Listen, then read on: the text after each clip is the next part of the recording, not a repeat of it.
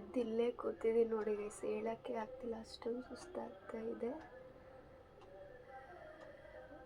ಇಷ್ಟು ಹುಷಾರಿಲ್ಲ ಅಂದರೆ ಯಾಕೆ ಲಾಗ್ಸ್ ಮಾಡ್ತಾ ಇದ್ದೀನಿ ಅಂದರೆ, ಲಾಸ್ಟು ಲಾಗ್ಸಲ್ಲಿ ಹೇಳಿದ್ದೀನಲ್ವಾ ಕಂಟಿನ್ಯೂ ಮಾಡ್ತೀನಿ ಅಂತ, ಅದಕ್ಕೋಸ್ಕರ ಮಾಡ್ತಾ ಇದ್ದೀನಿ. ಆಚೆ ಹೋಗಿ ಮುಖ ತೊಳೆಯೋಣಂದರೆ ಮಳೆ ಸ್ಟಾರ್ಟ್ ಆಗಿದೆ.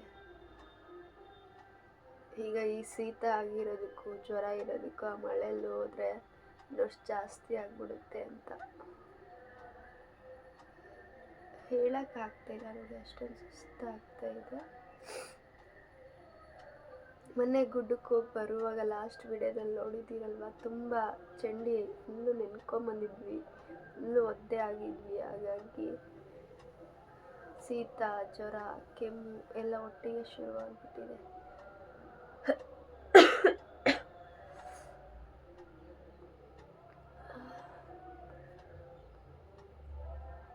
ನಾವು ಸುಮಾರು ದಿನ ಆಯಿತು ಶಾಪ್ ಕೂಡ ಓಪನ್ ಮಾಡಿಲ್ಲ, ಇವತ್ತು ಮಾಡಬೇಕಂತ ಇದ್ದೀವಿ, ಏನಾಗುತ್ತೋ ಗೊತ್ತಿಲ್ಲ.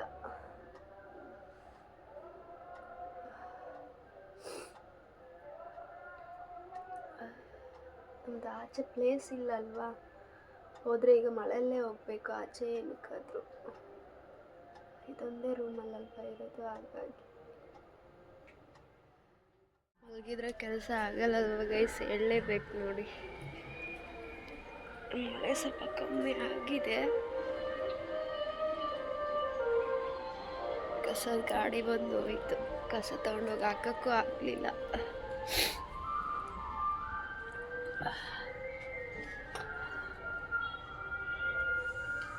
ನಾವು ಹುಷಾರಾಗಿದ್ದಾಗ ಎಷ್ಟು ಆ್ಯಕ್ಟಿವ್ ಆಗಿರ್ತೀವಲ್ವ, ಹುಷಾರಿಲ್ಲ ಅಂದರೆ ಹೀಗೆ ನೋಡಿ.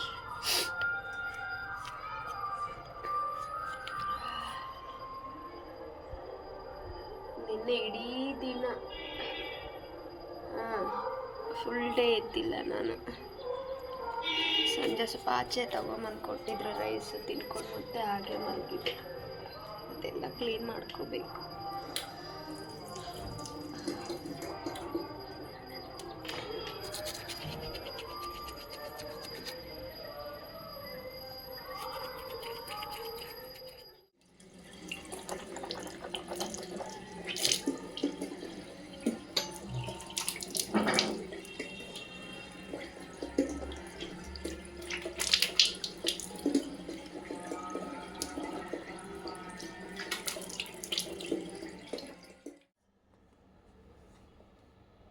ಹುಷಾರಿಲ್ಲ ಅಂದರೆ ಯಾವ ಕೆಲಸನೂ ಮಾಡೋಕ್ಕಾಗಲ್ಲ ಗೈಸ್.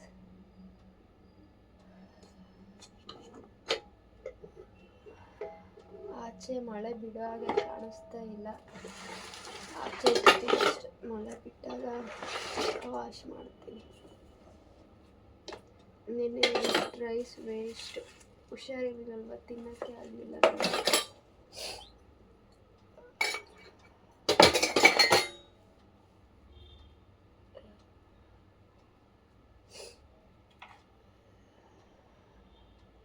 ಜ್ವರ ಬಂದರೆ ಸುಮ್ಮನೆ ಮಲ್ಕೋಬೋದು.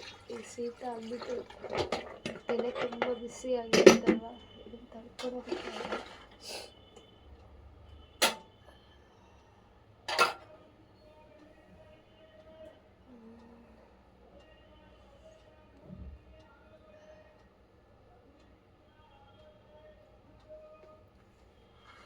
ಅದೆಲ್ಲ ಆಚೆ ಹಾಕಿ ಬರ್ತೀನಿ.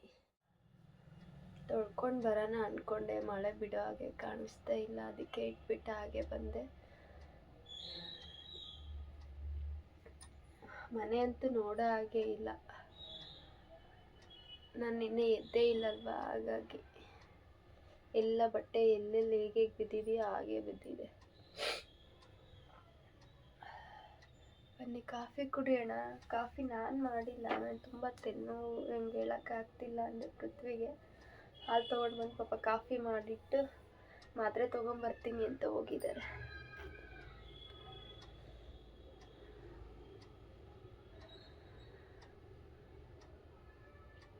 ಮಲ್ಕೋ ಅಂತ ಹೇಳಿದ್ರು ಅವರು, ನಾನೇ ಎದ್ದೆ. ಮಲಗಿದಷ್ಟು ಜೋರಾಗುತ್ತೆ ಗೈಸ್, ಅದಕ್ಕೆ ಎದ್ದು ಕೂತಿದ್ದೀನಿ. ಆದರೂ ಸುಸ್ತು. ಇಷ್ಟು ದಿವಸ ಮನೆಯಲ್ಲೇ ಇದ್ವಿ ನೋಡಿ, ಆರಾಮಾಗೇ ಇದ್ದೆ ನಾನು. ಶಾಪ್ ಓಪನ್ ಮಾಡಬೇಕಂತ ಇದ್ದಾಗ ಹುಷಾರಿಲ್ದಂಗೆ ಆಗಿದೆ.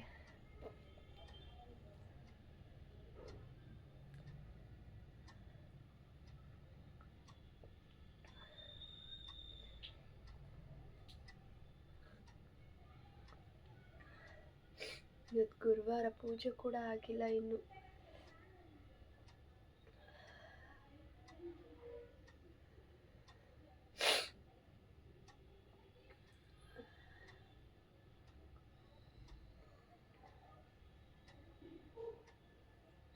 ಕಾಫಿನೂ ಕುಡಿಯೋಂಗಾಗ್ತಿಲ್ಲಪ್ಪ, ಕಹಿ ಅನ್ನಿಸ್ತಾ ಇದೆ.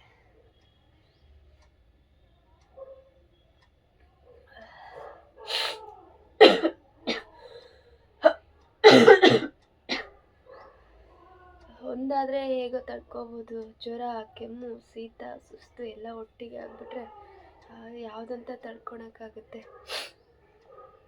ಲಾಸ್ಟ್ ಲಾಗಲ್ಲಿ ಅಷ್ಟೇ ಸ್ವಲ್ಪ ಗಂಟ್ಲಲ್ಲಿ ಇದಾಗಿತ್ತು, ಅದು ವಾಯ್ಸ್ ಒಂಥರ ಬಂದಿದೆಯಲ್ವ, ಇದೇನೇನೋ ಆಗಲ್ಲ ಅಂತ ಅಂದ್ಕೊಂಡೆ. ಬಟ್ ಬುಧವಾರಲ್ಲೇ ಫುಲ್ಲು ಗಂಟ್ಲು ಹಿಡ್ಕೊಂಬಿಡ್ತು.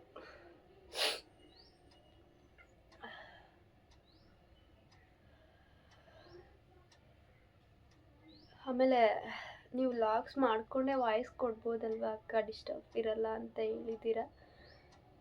ಬಟ್ ವಾಯ್ಸ್ ಕೊಡೋದಕ್ಕಾಗಲ್ಲ, ಯಾಕಂದರೆ ಒಂದೇ ರೂಮ್ ಆಗುತ್ತಲ್ವ, ಏನಾದರೂ ಒಂದು ಸೌಂಡ್ ಆಗ್ತಾ ಇರುತ್ತೆ, ಸೌಂಡ್ ಕೇಳಿಸ್ತಾ ಇರುತ್ತೆ. ಅದಕ್ಕೆ ಮಾಡುವಾಗನೇ ಮಾತಾಡ್ತೀನಿ ನಾನು, ಇಲ್ಲಾಂದರೆ ವಾಯ್ಸ್ ಹಾಗೆ ಕೊಡ್ತಾ ಇದ್ದೆ. ಅದೊಂದೇ ಕಾರಣ, ಇಲ್ಲಿ ಸಪ್ರೇಟ್ ರೂಮ್ ಯಾವುದೂ ಇಲ್ಲ. ಪೃಥ್ವಿ ನೋಡಿ ಹೇಗೆ ಮಡ್ಚಕ್ಕೆ ಹೋಗಿದೆ. ಅವರೊಂದು ಇಂಜೆಕ್ಷನ್ ಮಾಡಿಸ್ಕೊಂಬರೋಣ ಬಾ ಅಂದರು, ಸುಮ್ಮನೆ ಎಂಥದಕ್ಕೆ ಹೋಗೋದು ಇದೆಲ್ಲ, ಹಾಗಾಗಿ ಹೋಗಲಿಲ್ಲ.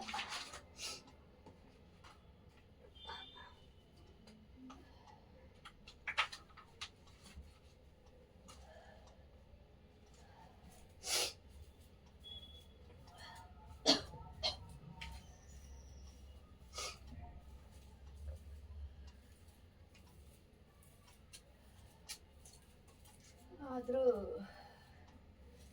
ಪ್ರಾಮಿಸ್ ಗೈಸ್, ಕೆಲಸ ಮಾಡೋಕ್ಕೆ ಆಗ್ತಿಲ್ಲ ನನ್ನ ಕೈಲಿ.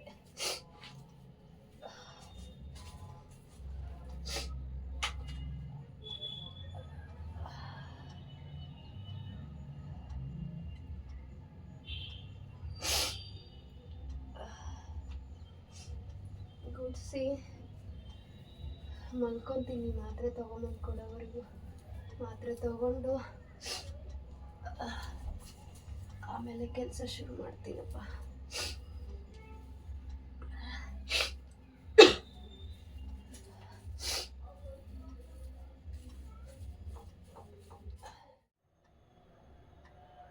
ಆಗ್ತಿಲ್ಲ ಗೈಸ್, ತುಂಬ ಸುಸ್ತಾಗ್ತಾ ಇದೆ. ಪೃಥ್ವಿ ಬಂದಮೇಲೆ ಮಾತ್ರೆ ತೊಗೊಂಡು ಸ್ವಲ್ಪ ರೆಸ್ಟ್ ಮಾಡಿ ಲಾಗ್ ಕಂಟಿನ್ಯೂ ಮಾಡ್ತೀನಿ. ಅವ್ರಿಗೆ ತಿಂಡಿ ಮಾಡ್ತೀನಿ ಅಂತ ಹೇಳಿ ಕಳಿಸಿದ್ದೆ, ತಿಂಡಿ ಮಾಡೋಕ್ಕೆ ಕೂಡ ಆಗ್ತಾ ಇಲ್ಲ.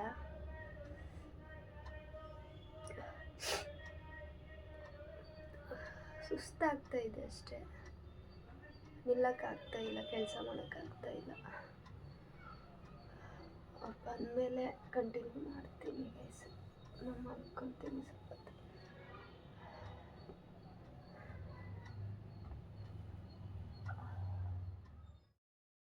ಹುಷಾರಿಲ್ಲ ಅಂದರೂ ಲಾಗ್ ಕಂಟಿನ್ಯೂ ಮಾಡ್ತಾ ಇದ್ದೀನಿ. ಸಿಂಪತಿ ಅಂತ ಅಂದ್ಕೋಬೇಡಿ, ಯಾಕಪ್ಪ ಅಂದರೆ ಪ್ರತಿ ಸಲವೂ ಇನ್ನು ಮುಂದೆ ನಾನು ಸ್ಟಾಪ್ ಮಾಡಲ್ಲ, ಕಂಟಿನ್ಯೂ ಲಾಗ್ಸ್ ಮಾಡ್ತೀನಿ ಅಂತ ಎಲ್ರಿಗೂ ಹೇಳ್ತಾನೆ ಇರ್ತೀನಿ.